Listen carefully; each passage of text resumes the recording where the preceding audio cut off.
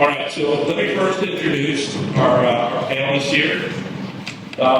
We have Andrew DiFeo with Hyundai St. Augustine. We have Craig Bowman with Miller Electric, and Mark Reid with me. We heard about earlier, both of those companies. Before we get started, I have to make sure that you guys all knew that Reid and I are both Georgia Tech Alma Mater together.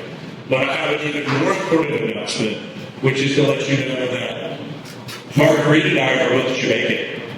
So my father is from Jamaica, and I just got notified I'm eligible for a Jamaican passport. Depending on the next capital gains tax, I might be making that move. Mark already did. And so, anyway, so we'll jump right into it. But why don't gentlemen, each of you take about 30 to 60 seconds, introduce yourselves, and explain to us what your companies are doing and what you're doing in the EV space. Sure. My name's Andrew DiFeo. My name's Andrew DiFeo. I'm the managing partner of Hyundai of St. Augustine. It's a family automotive business that dates back to the 1950s. I've got about 15 dealerships across New Jersey, Connecticut, and Florida, and I manage the Florida portion of it. And Hyundai is definitely one of the market leaders of legacy automakers in the future of mobility. And so we're excited to see what the future brings. I'm Craig Bowman. I'm the Director of Technology for Miller Electric. And like Matthew, I'm a solo engineer. Working for Miller Electric. I've been in the low voltage systems integration business for about 20 years. So, in engineering school, they teach you how to learn. And I think that it's really just an opportunity to find your center and really understand where your passion lies. For me, that's system integration. So that's why I ended up at Miller Electric. For those of you that live in the Jacksonville area, of course, we're a very large electrical contractor, but we're also a technology business. And I think if I had $1 for every time somebody said, "Wow, I didn't know you guys do that," I would probably be driving your Tesla Cybertruck. So, but Miller is a technology business. I work in the technology sector, so our business unit helps JTA and others develop a technology program, everything from the back-end software solutions that go with EV charging to the communications that help the autonomous vehicles communicate with the on-premise and do it securely with cybersecurity. So really that's my role at Miller. Of course, EV charging projects are electrical projects, and Miller's been putting in EV charging hardware for 10 or 12 years, and only recently in 2022-ish, decided to create the business Miller EV Solutions to really focus that attention on that market segment. And I think until then, we really haven't been measuring the projects, but I think we've done some 9,300 EV charging installations across the country. So that's how we got into the space. We expect that it's going to be a generational opportunity really for the electrical businesses because of everything from not just the EV charging installation itself, but things like microgrid and alternative energy solutions. I'm Mark Reid, I'm Jamaican, living in Orlando. So I'm one of 4 co-founders for me. The other 3, Milton, my dad, Kevin, my brother, and his business partner, Ron Rogers. About 30 years they were partners. So we started in Lake Nona, which is right there. Lake Nona is one of the smart city communities in Orlando. So we started there with 2 vehicles in 2019, and took us a while to get them on the road because, all the regulation and the learnings that we had to do. And then we moved from 2 vehicles, moving fast forward now. We have 47 vehicles, 3 or 4 different platforms, autonomous vehicle platforms. We've been operating in 7 different states now, including California and Hawaii. Very happy to be here. Thank you. Excellent. Hang on to that, Mark. So, I want to understand what led you, I'm correct in assuming that you've been a successful businessman prior to your entry into the autonomous vehicle space. Is that right? Sometimes there were failures and very good successes. What led you to want to enter this space and in such a short period of time become a market leader in deploying autonomous vehicle systems? So me and my dad, my brother and I consider ourselves early adopters for anything that we do. So my dad he was an engineer and he was working for Gainesville. He was a transit director for over 30 years in the city of Gainesville. And he was always pushing out to figure out, okay, what next? When he retires, we need to go in business. And it needs to be electric, and it needs to have some form of sustainability because that was his challenge. So his challenge was to ensure that the buses that he was in charge of become safer, more efficient, and operate reliably. So we started with that. We started to explore all the different markets, the electric market. We're gearhead, so we started from ICE engines and moved into the whole electric thing. So we started looking at the different market segments in the electric market. So you have the personal vehicles like Tesla, you have the ride shares, and then you have the area that we focus on, which is first mile, last mile. So we quickly realized that there weren't many people in the first mile, last mile, and it was easier to get into. It's more controlled, it's controlled speed, it's very low speed, it's multi-passenger, and it goes from point to point. So we figured we had a good jump start there, and that's the area we focused on. So the next thing now was to find who's interested in this kind of thing. So we looked at public sector, private sector. We started with the private sector, which is our anchor customer, Nona, and moved from there. And over the course of your 5-year company history, how many different cities or locations have you actually deployed for? So we've deployed over 27 different cities. Some of it pilot projects and some permanent projects, and it's a mix and match of public and private deployments. In terms of states, as I said, 7 states, and some of them, again, like Yellowstone Park, for example, was funded by the US DOT, and they really wanted to figure out how autonomous vehicles operate in parks with animals and different environment and people running across them. So we did a 100-day pilot project there, and we did over 10,000 passengers. Knock on wood, successfully. Excellent. And just so that everyone in the audience gets it, Reid has the contract to do the system integration for JTA. Is that right? Yes. Okay, excellent. Congratulations. Pass it down. So moving down to Craig. So Miller Electric, if you're from Jacksonville, you know the story. It's a 100-year legacy. Everybody knows that it's been a family-owned business with a rich history. And most recently, regional expansion through M&A, growing the footprint.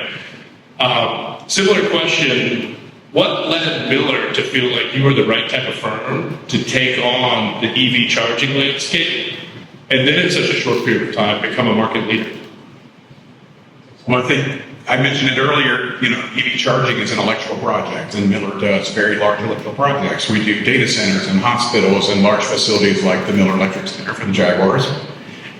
Those are projects that we really latch on to, and really, I think the aha moment, and I wasn't in the room for it, but if I had to guess, maybe Patty knows, the announcement for NEVI funding. Really, once the federal government stepped in and said, hey, this is a thing, we're going to help jumpstart the funding required to build public fast charging infrastructure across the country. I think that's probably the tipping point. We'd already been putting in EV chargers for a number of years. I think that's when we decided, look, we're going to focus the business with a staff of people and concentrate on building this market and becoming a market leader to do so. Excellent. If you had to guess, how many different types of charging equipment have you installed? Well, I think we identified 9,300 projects that could be single chargers to entire fleet conversions. Types of chargers, I know with our EV IDC facility, I'll mention in a minute, we have 17 different manufacturers and 14 or 15 different software platforms. So it's the wild, wild west of markets. It's really difficult if you think it's hard as an EV driver, the first time you drive, where do I charge, how does this work? It's as difficult or more so for those manufacturers and the market trying to carve out a market segment. So understanding who's going to be around next year through mergers and acquisitions, which hardware is reliable, which software works well, interoperability. It's you have to do it to really understand how it works. And that's, I think, why we've been doing what we do. Excellent. And then recently, you invested pretty heavily to make sure that for your own employees, you can understand it, for your customers and the citizens. Tell us about what you've built in Jacksonville. So the Innovation Design Center is a corner of our parking lot at our South Point headquarters, where Miller and partners like Schneider and CBRE, a major property manager company, decided to co-invest in the development of a charging facility. And the intent there was to build a sandbox that was a living laboratory and get partners, ChargePoint's one of them, who's here today, getting those vendors to present their hardware, whether we're paying for it or they donate it, to install it at this facility and use it in a laboratory that's open to the public. We have islands there with high power chargers to use for heavier vehicles. Those islands are pull-through islands, so JTA with their electrified bus fleet and any other fleet owners in the area can bring their buses, their trucks, their heavy vehicles there to charge, and then individual drivers like you and me can bring your vehicle there and pay to public charge.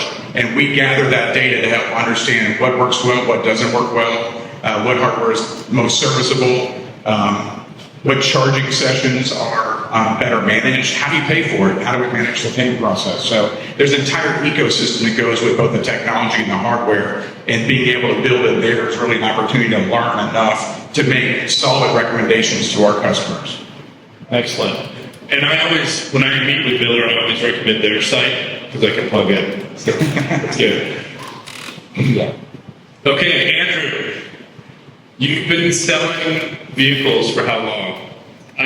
Me personally, I've been in the business for about 25 years. But like I said, the family started in the early 50s. And I don't say I'm in the car business, I'm in the relationship business. I don't look at it as a transaction. I look at it as something that I want to have a relationship with our customers, our employees over a lifetime. That is not necessarily the case in our business. There's over 17,000 franchise car dealerships in the United States. We employ over 1 million people, and that doesn't even include the manufacturing component. So the car business is very important to the United States, and we are kind of watching this revolution from internal combustion engine to electrification stall in the United States, where it has gone like this in China and Europe.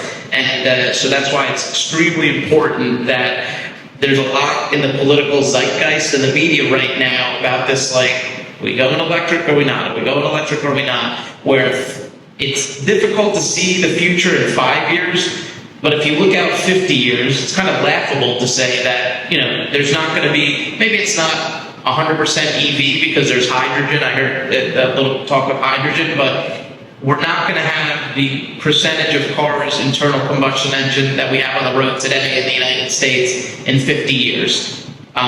So that's why I kind of bought into the electrification portion of it. Excellent. And for how many years have you been offering electric vehicles?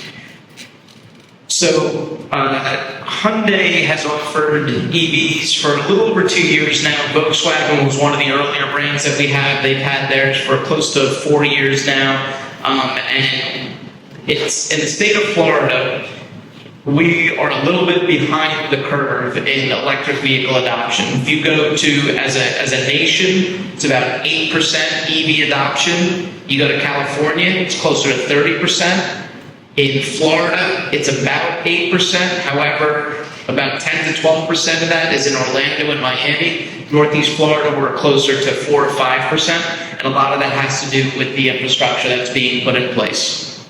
Yeah. And then how many different models? Explain to us what some of the different types of technology customers can buy when they show up at your dealership. So the primary, when we talk about electrified vehicles, we think of BEV, battery electric vehicle. The one that has really been around for a long time is HEV, hybrid electric. That was pioneered by Toyota. They created a vehicle called the Prius over 20 years ago. And then there's also something called PHEV, which is partially hybrid electric vehicle, or plug-in hybrid electric vehicle. The solution that our government wants is full battery electric vehicle. The solution that the consumer wants right now in the United States, in large quantity seems to be hybrid electric. There are early adopters, or it's about 8 to 10% nation that has gone into battery electric, but for the foreseeable future, most of the people are asking for hybrids. But Hyundai specifically, we have got 3 vehicles: Ioniq 5, Ioniq 6, and then the Ioniq 5N. We're about to have Ioniq 9. But the Ioniq 5N is kind of our latest and greatest. Unfortunately, we couldn't get one here today because it's a very kind of niche vehicle, but it's a 600 horsepower battery electric vehicle. It's really fast, really fun to drive, and if you get a chance to ever test drive one, definitely do. It's pretty amazing. That's great. And then real quick, so you're speaking for the mothership for Hyundai, which is obviously a foreign company with manufacturing presence here. What are some of the things they've done to make sure you have a great product to offer your customers? So I do not envy people that are in the legacy automotive manufacturing business, because they have to, there's this electrified future that everybody's talking about, that Elon has done an amazing job in the United States. In China, it's really dominated by a company called BYD, and they build strictly electric vehicles, whereas these legacy automakers, think General Motors, Ford, Hyundai, have to keep the cash register ringing with internal combustion engine vehicles, meanwhile spend tens and tens of billions of dollars globally in the technology and the manufacturing capabilities. So in the United States, right now, about 50% of the vehicles that are sold by Hyundai, which is from South Korea, are built in Montgomery, Alabama. They've had a plant since 2008 that primarily builds only right now internal combustion engines for Hyundai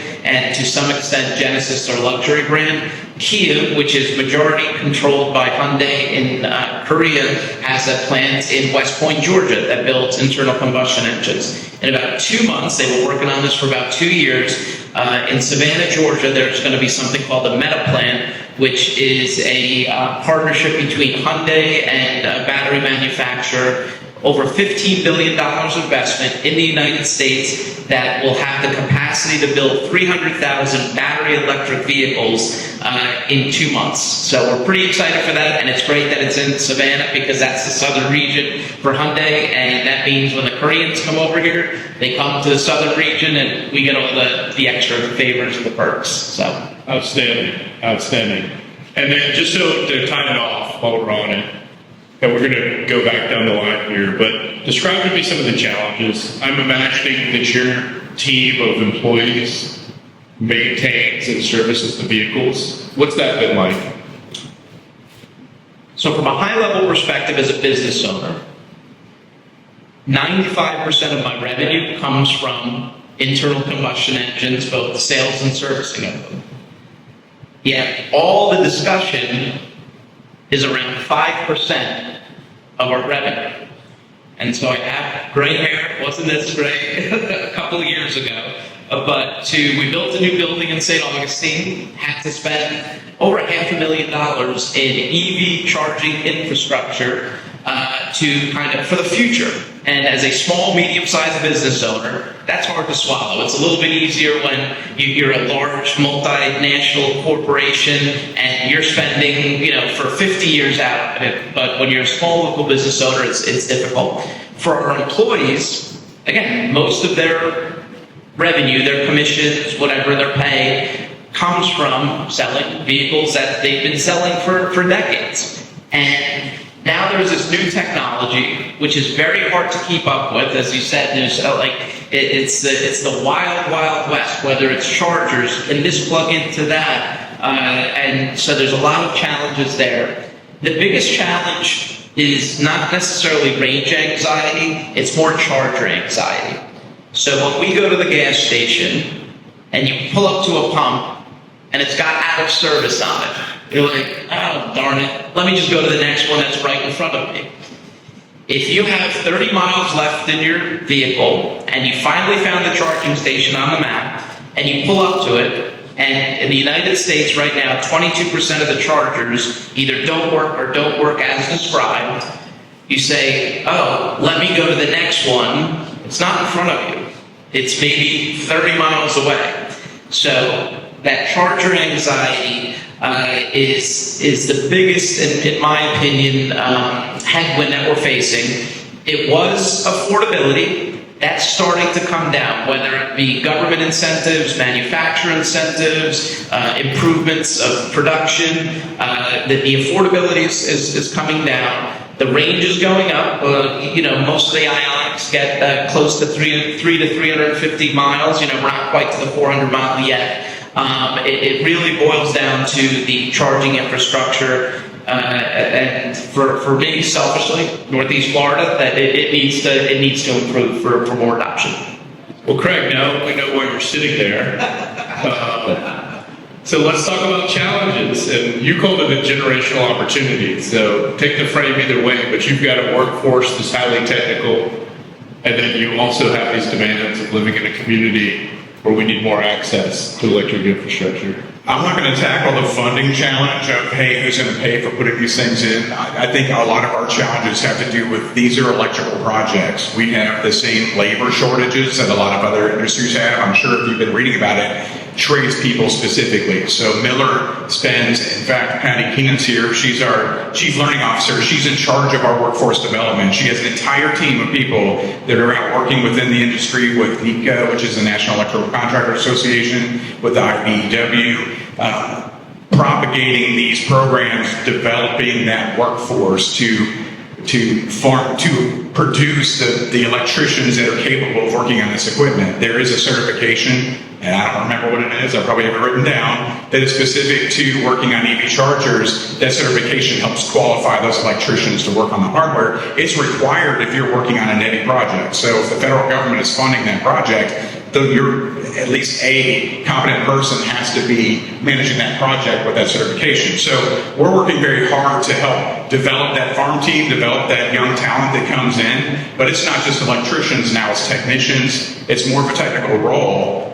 These aren't just receptacles, and as you mentioned earlier, these are technology products that dispense electricity. So there's a whole component on the back end of that 22% of chargers that may not be working. A lot of times it's communication. If that charger can't communicate with the payment provider and can't authorize a charging session to the vehicle, it may have power, it may plug in correctly, all the other components may work right, but if the payment session can't be authorized, that dispenser is not going to give you juice, and that's equally frustrating. So we're trying to understand the entire ecosystem. Where does it break? How do we make it more robust? Is it communication? Is it power? Where can we improve that? Sometimes it's specific to that vendor, or maybe to the payment provider, or maybe to how that ecosystem communicates. So the EVIEC for us is really that living laboratory where we can, when we see a vendor at a booth conference, for instance, and they say, hey, we have a tool that allows you to sniff all of that OCPP communication, which is that back-end communication, and find and predict where those failures are. We want to see that. We want to test it. We want to see if it actually works.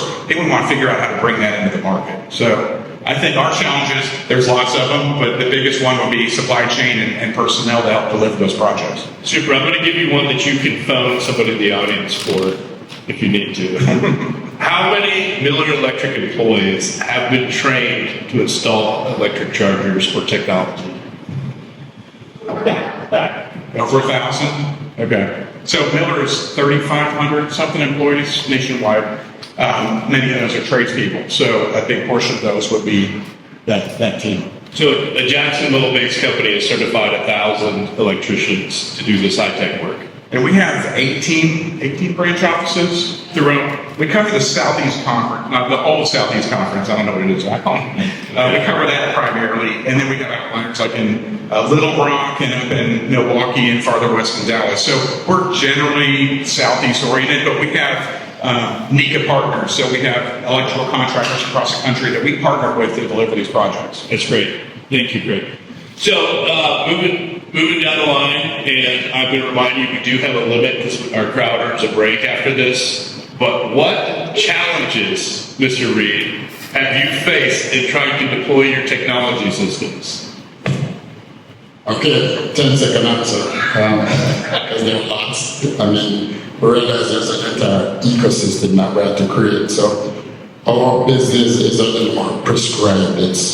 These are toasters on wheels that require permitting from NHTSA and from the government agencies to operate on public road. So regulatory is one of our bigger issues, and no fault of the regulation, but these vehicles, the technology has evolved so fast that the regulation is not able to keep up. So that's one of the challenges we're working through. The other challenge is community acceptance. So when people see these toasters on wheels running around, anybody ever driven in one of these autonomous shuttles?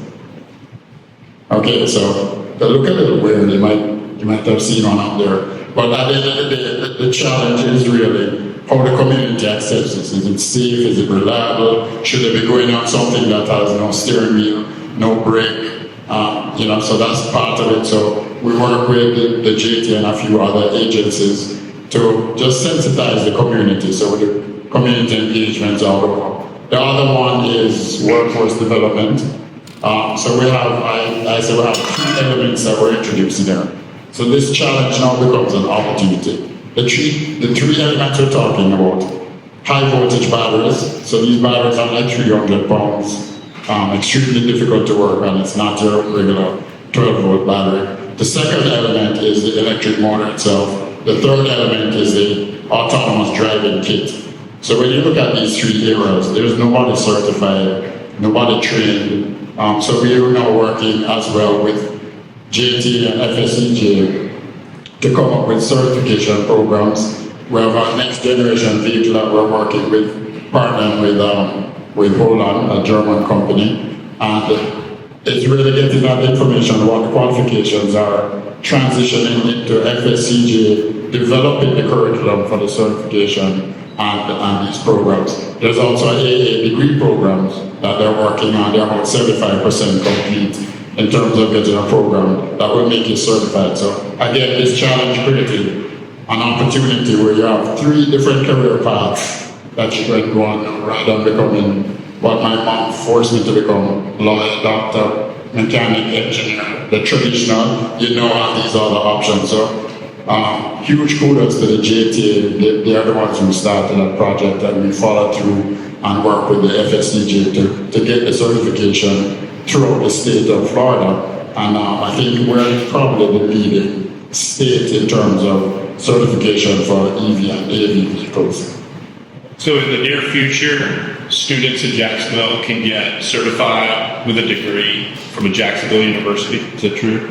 Yeah, from Florida State College has certification programs, and they're 75% complete with the associate degree program. Amazing. Okay, Mark, I understand you mentioned the next generation vehicle, and the audience has seen it behind you. Did you have a hand in what that looks like? And if you did, tell us what inspired you. I did. So again, my brother and I are dearheads. We realized that we needed a vehicle that had a number of things. One, it had to be a biomarker product. Greer spoke about that earlier. 2 is that it had to be automotive grade. So these other shuttles that we started with, they were what they were when we started. It was great. It served a purpose. They are very safe, very controlled speed, 12 miles per hour. So this technology that we're looking at now is a fusion of LiDAR, radar, and cameras. To put it in perspective, Tesla operates on cameras. So this is triple redundancy, backed up by redundancy on the 3 different areas. So that's one. So we decided we need to build something also that's sexy, that's sex appeal. So you're trying to get ridership on these things. You need to ensure that it's clean, it looks good. So Kevin and I went to Europe and started working with our partners, Holland and Bettler, and it evolved into something looking like a Porsche 911 to what you see on the screen here. So not quite how we wanted it, but again, it had to be friendly, because in the absence of a driver on these things, you want to be able to look somebody in the eye when you're crossing the road and say, well, these autonomous shuttles are coming. You didn't want it looking like a Lamborghini or the Terminator. You want it looking friendly, So the ones that we have now, beautiful design by Pininfarina, which was a partner of Bentley. So we worked with them to say, okay, these are the things we would like to say. As a matter of fact, we went further. we went out to the community, ADA community, the regular riders for us in Nona. We came to the JT as a public transit. We went to the private sector and said, what would you like to see on the next generation vehicle? So it's a combination and collaboration between all those entities that came with this final product. So for the audience, especially for the women in the audience, Mark has built this prototype. He gave me a tour of it down in Orlando, and it has a bouquet of flowers in the middle of the vehicle. I said, why do you do that? I said, Mark, why'd you put flowers? I'm an engineer. Mark, why'd you put flowers? He goes, because it looks nice, doesn't it? Okay, lightning round. We're going to wrap this up. I'd like each of you to take just a sentence or two and make some predictions for the audience, what they're going to see from the industry that you guys are already leading in. Okay, so again, 10-second answer. In a nutshell, the AV market is coming whether we like it or not. We don't know at what rate. I mean, Mary Barra, CGM of GM, said that in this 10 years of decade here, we'll have more change than we've had in the last 100 years, and it's true.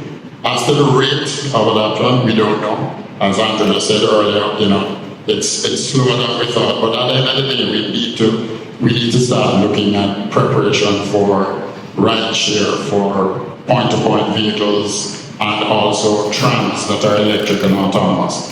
By 2030, I would assume we have about 3% of the bus fleet electric now, nationwide. I would say 50 to 60% of it is going autonomous/electric, and then you have trams that will be electric, and then you have the rideshare, and then the personal vehicle. So the rate of adoption is still pending. So I would say with all those things coming into play, I think we have exciting times ahead. Great. Craig, that buy you some time back? I'll do it short. Give you time back. I think, for me, from the charging perspective, I think for autonomous vehicles are EVs. And I think to be truly autonomous, you can't have a human there plugging it in to charge. So wireless charging, which is a thing, and we plan on having a wireless charger at the EVIDC in a period of time. I think that's really the future of autonomous vehicles. They need to pull up and charge without a human intervening. And then vertical and eVTOL, so air taxis, autonomous air taxis, they're a thing. If you're going to the Florida Autonomous Vehicle Summit next week in Tampa, there's multiple sessions about it. Vertiports are going to be located near the major airports in Florida. They're going to take you on that short trip downtown or everywhere else. Those are EVs. So I think your vehicle will be used to charge the autonomous air taxis. Excellent. Thank you. I would just leave it, from a high level view that, again, we need to recognize the importance of these types of technologies. Whether we like it or not, we operate in a global competition with talent. Sometimes we're up against countries that necessarily aren't our friends. And if we ignore this, if we say, oh, just because somebody got killed in an autonomous vehicle, one person, there's 35,000 vehicle deaths a year, and if one person dies in an autonomous vehicle, pull them off the road. There's going to be bumps in the road, but we have to just kind of stick with it. And I always remind people, like, this little thing right here, 30, 40 years ago, we could have never have conceived the power that is in this little device here. And I think we're going to see that type of innovation, whether it's with how our vehicles are propelled, the eVTOLs. By probably 6 months, a company called Joby will have them in JFK to Manhattan, and Hyundai's working on them as well. So just be patient and try to not forget everything that has gotten us to here, but to be open-minded to what the future brings and embrace some of it, knowing that there's going to be bumps along the road. It's going to be a little expensive. We're not always going to like it, but I believe that the future is very, very bright, and hopefully a lot of it comes from the United States and Jacksonville. So, love it. All right. Well, ladies and gentlemen, please give a round of applause for